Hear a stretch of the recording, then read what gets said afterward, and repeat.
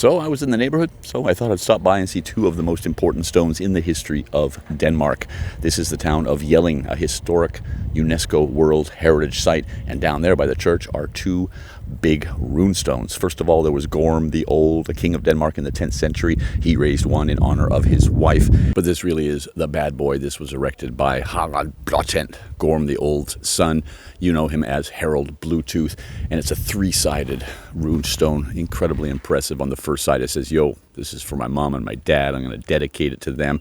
And yeah, this was the Harald who united all of Denmark. On one of the other sides, it says, "Oh, and by the way, Norway." And on the third side, it says, "and converted the Danes to Christianity." This was back in the 10th century. They're legendary stones. They're called the birth certificate of Denmark. This was the first time Denmark was ever mentioned inside of Denmark. Everybody talked about it outside, but that was the first time the word Denmark was used. Now, people have been living here since the Ice Age, since the ice melted 10,000 years. But this guy, he had a little bit of self-branding awareness, and he put up this big rock, and we all love it today. Very important historical monument in Denmark. Fun fact about Harald Bluetooth: you know him very well because you're probably using it on your phone right now. The guy who invented Bluetooth named it after him because he unified the Danes with Christianity. So he thought, we're going to unify people with our Bluetooth technology.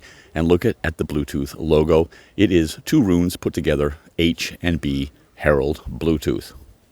And right next to the church with the runestones outside, there are two mounds of earth. You can see one sort of in the distance over there. That's a big one. But this bad boy right behind me, there are tens of thousands of these all over Denmark, more than anywhere else in Europe. Burial mounds, as a rule.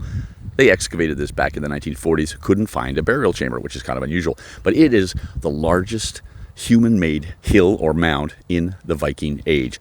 10 meters tall, 70 meters at its base. Very impressive entrance to the hill with these trees planted, and these stairs were built for King Frederick VII.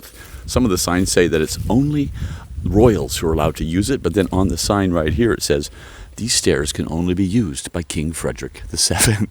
The dude's dead. It only goes halfway up though. Weird.